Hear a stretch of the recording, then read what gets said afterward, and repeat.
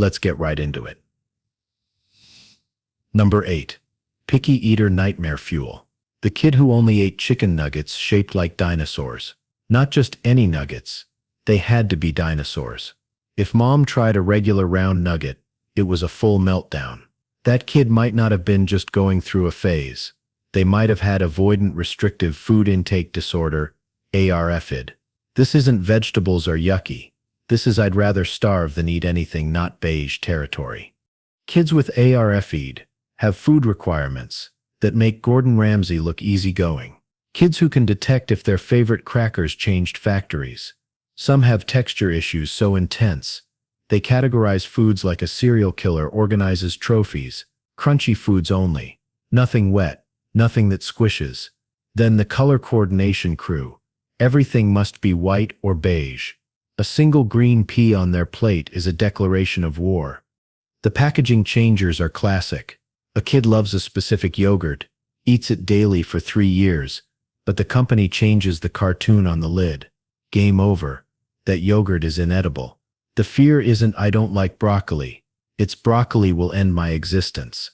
They look at new foods like most people look at a bear trap. Treatment involves baby steps, so small that actual babies look like marathon runners. Week 1, look at the apple. Week 2, touch the apple. Week 3, smell the apple. Week 4, lick the apple. Once. Immediately rinse with approved beverage. Mixed foods are out. If peas touch mashed potatoes, both are contaminated. The plate becomes a biohazard. Restaurant trips become military operations. Birthday parties are torture chambers with balloons. Well-meaning relatives try to help by saying, just try one bite.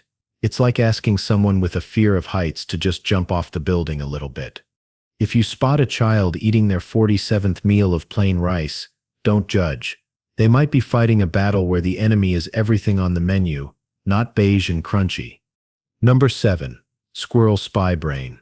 The kid who spent more time staring out the window than at the blackboard. The one who knew how many birds landed on the tree outside, but not the subject.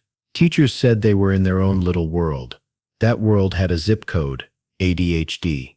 While everyone thought little Timmy was fascinated by clouds, his brain ran a full-scale production of the secret life of everything outside this classroom, complete with soundtrack, special effects, and a squirrel secret agent. This wasn't I wonder what's for lunch daydreaming. This was Olympic-level mental gymnastics. Teachers could call their name 5 times, and they'd still be directing their imaginary squirrel spy movie. You'd have to wave your hand in front of their face, like breaking a hypnotic trance. Teachers kept saying they were always staring out the window. They weren't choosing to ignore everyone. Their brain had its own Netflix that auto-played. The prefrontal cortex, the brain's CEO of attention, was on permanent vacation while the teacher explained fractions. Their brain calculated a leaf's exact trajectory. This type of ADHD is the ninja of mental health conditions. Quiet, stealthy, good at hiding, especially in girls. Less likely to bounce off walls. Instead, they silently battled their brains channel surfing. Imagine trying to follow instructions when your brain keeps hitting shuffle. 1 minute, math. The next wondering if fish get thirsty. It's exhausting. That kid told to get their head out of the clouds wasn't in the clouds. It was in 17 different dimensions simultaneously. Number 6. Tiny volcano tempers. The kid who lost it because their sandwich was cut into triangles, not squares, or had a meltdown because mom took a different route to school. The kid who detonated over the tiniest things. Parents whispered, just a phase. Those volcanic eruptions weren't just bad moods. Some kids have a hair trigger alarm system in their heads. These kids can have screaming, raging meltdowns several times a week, hours of fury over being asked to turn off the TV. This continues past toddler years. These kids aren't just throwing fits to get their way. Their brains struggle to calm down once triggered. Their emotional thermostat is broken. This intense irritability can be a sign of anxiety, depression, ADHD, or autism. Kids with oppositional defiant disorder (ODD) have 2 sides. One is rule-breaking behavior. The other is crushing irritability. That irritability has genetic links to depression and anxiety later on. That defiant kid might not be defiant. they might be drowning in emotions they can't control. There might be two types of childhood irritability. One shows early links to ADHD and neurodevelopmental issues. The other emerges in teen years and connects to mood disorders. Chronic irritability is a top complaint pediatric specialists hear.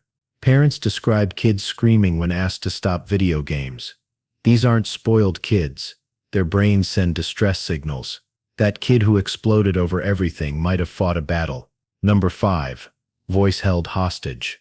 Alex is at home, a walking podcast who won't stop talking. On Monday, Alex walks into school, and someone hits the mute button. Not a single word. The teacher asks a question. Nothing. Kids invite him to play. Silence. This isn't Alex auditioning for mime, it's selective mutism. Your phone sometimes doesn't connect to certain Wi-Fi? That's what's happening in these kids' brains. Shay. At home, full bars. At school, no signal. Anxiety hijacks their voice box. They're not choosing to be difficult. Their brain screams danger, shutting down non-essential systems. Apparently talking is non-essential. These kids stand there, looking like they're buffering. They want to answer.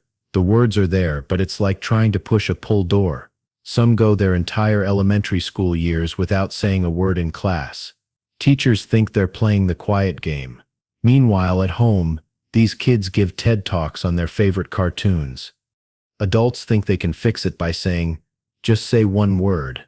It's like asking someone with a broken leg to just walk it off. Or she'll talk when she's ready. These kids often develop ninja-level nonverbal communication. With the right help, these kids find their voice again. It's about making them feel safe enough that their brain stops treating talking at school as life-threatening. A kid, chatterbox at home but a statue at school, isn't just stubborn. Their voice isn't on vacation. Anxiety holds it hostage. Number 4. Human fidget spinners. Fidget spinners took over the world. Kids have been doing their own version forever. Instead of plastic, they use their entire bodies. Alex watches cartoons, suddenly flapping his hands, trying to lift off. His parents think he's excited about SpongeBob, but Alex's brain is running a software update. Stimming is the nervous system needing a minute, like when your computer freezes and you frantically click the mouse. Some kids rock back and forth like a human metronome. Others spin in circles until dizzy. The sound effects department. The kid who repeated the same word 47 times. It wasn't to annoy you. Their brain was hitting Control-Alt-Delete on sensory overload. For a kid, the world is loud, bright, new, and overwhelming. It's like a rock concert where the band never stops. Kids create their own control panel. Hand flapping is the volume knob. Spinning is the channel changer. And that weird humming is the mute button. Some kids stare at ceiling fans like they hold universe secrets. This isn't random weirdness. It's logical. When the world gets too intense, the brain copes. It's like a built-in stress ball you can't lose. For some kids, especially those wired differently, stimming is essential. Not a bug, it's a feature. It helps them focus when everything is chaos, and it calms them when anxiety kicks in. Knowing when it's a phase versus something more is tricky. If Sarah spins occasionally when excited, that's one thing. If she spins so much, she misses lunch, that's another. If you spot a child flapping, rocking, or making the same sound on repeat, remember they're not weird, just human, honest about their brain's needs. Number 3. When feelings hurt. The kid always in the nurse's office Monday morning, clutching their stomach. The teacher rolled their eyes. Parents got that look. Those stomach aches were real. It's somatic symptom disorder. Emotions play dress up as physical pain. The brain runs a game show. Wheel of mystery: pain today, crushing headaches tomorrow. Stomach pain, like swallowing porcupines. The body hired a bad translator. The kid's brain is anxious about the math test, and the body deploys stomach cramps. Doctors run every test. Everything comes back normal. Meanwhile, the kid is doubled over. Parents think their kid is faking. These kids aren't method actors. The pain is real. The cause is in their head, not their stomach. Kids aren't PhDs in emotional expression. They can't say, "Mother, I'm experiencing existential dread." Their body freaks out inconveniently. Worry about the spelling bee. Results in a migraine. Symptoms change more than a teenager's TikTok interests. 1 month stomach issues. The next their arm hurts for no reason. Their body plays symptom roulette. Research shows these kids often grow up with anxiety and depression. Treatment isn't just painkillers. It's teaching their brain to use words, not turn their body into an alarm. Therapy helps them say, "I'm stressed," instead of their stomach saying it. If you hear of a kid with mystery pains, remember their body is bad at expressing feelings. Number 2. Jokes. And then it seems like you are going to continue with number 2. Let me know if you sit like me to keep going. Jokes as armor. The kid who turned everything into a comedy show. They'd walk into class, immediately roast the teacher's outfit. Someone drops a tray, and they have jokes ready before spaghetti hits the floor. Little Jimmy wasn't just naturally hilarious. He ran an anxiety management program disguised as stand-up. Anxiety is like a fire alarm in your brain. These kids become the human equivalent of a circus act. Keep everyone laughing, and they won't notice you're sweating. It's like being an emotional bodyguard, armed with knock-knock jokes. These kids were tiny comedians with bad health insurance. They deflect attention faster than a ninja deflects throwing stars. The kid joked right after Sarah fell and broke her arm. Not great timing, or when the teacher was serious. Suddenly a joke grenade. It's like their brain had one setting: must make funny. The self-roasting. Hey everyone, look how dumb I am. Little self-deprecating humor is fine. But when a kid's comedy routine is punching themselves, it's not comedy. That's their anxiety doing ventriloquism. When their jokes bombed, you could see panic in their eyes, like their force field failed. They'd either double down with more jokes or shut down. Some kids couldn't turn it off. Teacher asks a serious question. Joke. Someone's crying. Joke. Laughter was emotional bubble wrap. It felt protective, but wasn't fixing anything. The anxiety was still there, wearing a funny hat. If you spot a child constantly cracking jokes, check in on them. Sometimes, the class clown is a scared kid with good comedic timing. Number 1. Relentless rebel child. A kid who seemed to argue with their own shadow. Not just "I don't want to," but constant simmering rage against any rule, request, or authority. The kid told to brush their teeth spends 45 minutes explaining why it's a conspiracy. This isn't just a strong-willed child. This could be oppositional defiant disorder, ODD. A kid who for at least 6 months is almost always angry and irritable. They lose their temper over small things, seem constantly annoyed, and are often resentful. The arguing. They deliberately annoy people, actively defy adults, and blame everyone else for their mistakes. Their default setting is fight. Sometimes they can be vindictive. Picture a tiny lawyer who never passed the bar but shows up to court daily. It's more complicated than just that kid's bad. Kids with ODD aren't always choosing this. Sometimes it's linked to how their brain is wired. Other times it's what they've seen and learned.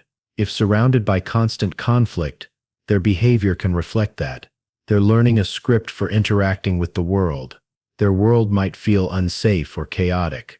This constant no becomes a twisted way to feel control. They might not recognize their behavior as defiant. In their head, they're the one being picked on. For parents living with this, it's like walking on eggshells that are also landmines. It's exhausting. If your child has ODD, you're not a bad parent, and your child isn't a bad kid. Therapists help parents and kids understand triggers for defiant outbursts. A mom might tell her son to stop playing a video game, and he explodes. If she learns stopping mid-level is frustrating, she might say, "Finish your level, then clean up." This small shift can help. Hoping they'll grow out of it is never a good idea. Untreated ODD can snowball into more serious mental health issues. These kids risk anxiety, depression, and conduct disorder. That phase of constant explosive defiance might show something deeper is wrong. That's all for today. I'll be making similar videos in the future. Subscribe to see them.